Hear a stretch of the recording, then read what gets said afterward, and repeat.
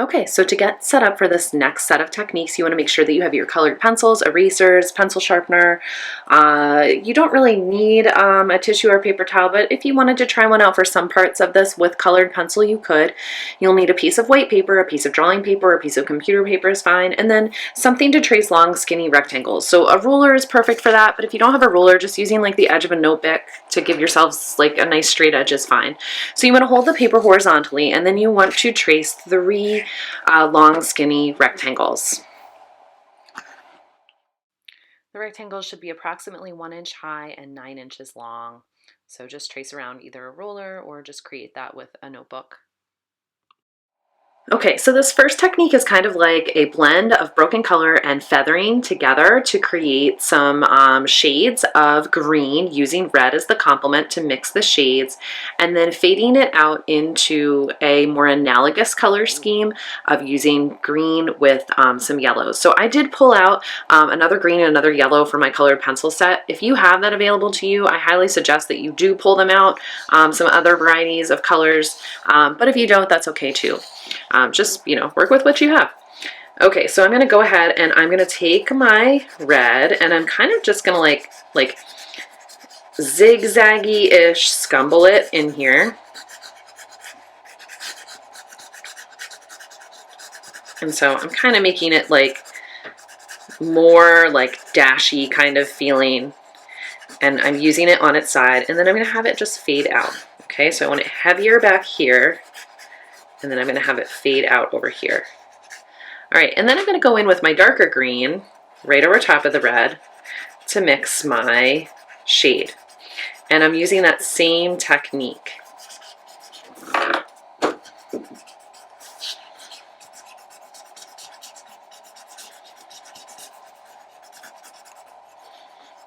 Okay, I'm using it on its side, and I'm kind of like lifting and putting it down to kind of get some variation in the pressure of the stroke, and then I'm going to kind of fade that out too.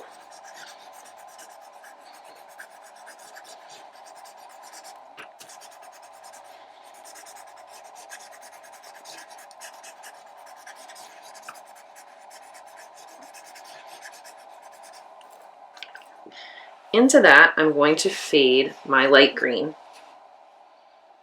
which fell on the floor. So instead, I'm going to use my yellow right away. And so I'm going to take my darker of my 2 yellows and kind of work that in here. And then I'll put my green over top of that to kind of make like a yellow green. Okay, green over top.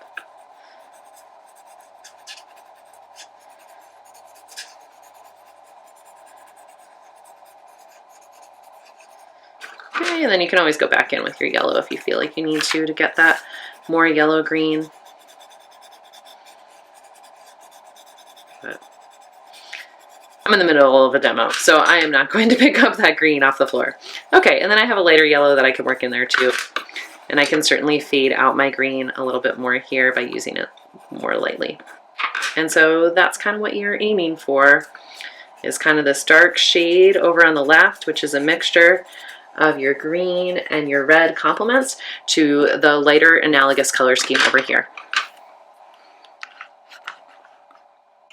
Okay, so this next one is nice for like water, or sometimes even skies, or like distant mountains.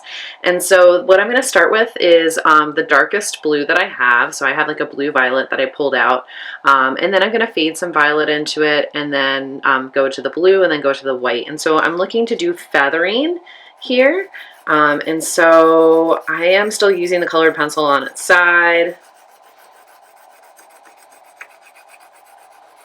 And so over here, I want more pressure with that darker color.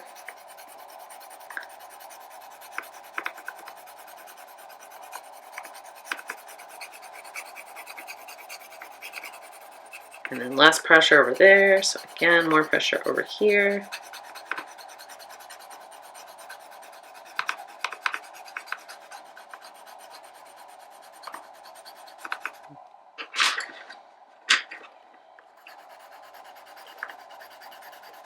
So you can think of this as like a way to do kind of add some atmospheric perspective into your landscape if you have some distant like rolling hills and mountains.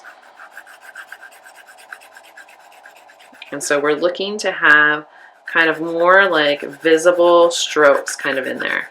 So it's not supposed to be super like gradual and smooth.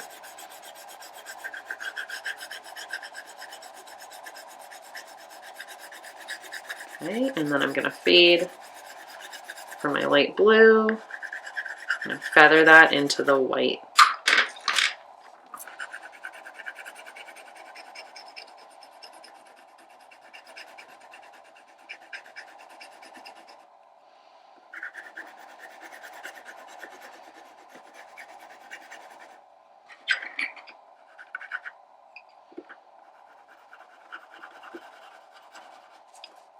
And then you can certainly revisit any areas that you feel like you need to.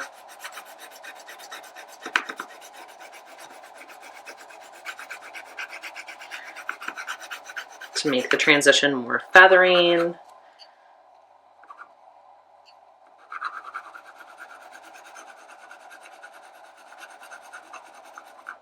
Or just shift the colors more gradually. Okay. This last band of techniques is to make like a tree trunk texture or like a fall field color. It is again some feathering. We're going to start with our dark blue. Okay, so if you have a dark blue in your set, go ahead and start with that. And we're doing feathering, kind of feathering that. And then that's going to feather into some brown,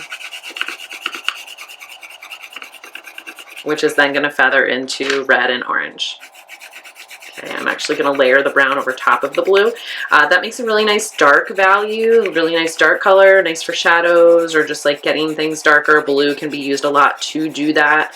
Certainly the complements help to make a neutral tone, but sometimes you need to make the value even darker, and adding a dark blue is good for that. Black is not. The Impressionists did not use black. Do not use black. Or don't plan to in this project. Okay, and I'm going to add some red in here. Again, real strokey. We want like visible brush stroke type of a deal here with the colored pencils. Okay, so it's okay for it to look choppy. It's kind of what we're going for with this. Okay, but we do also want it to look like it's fading.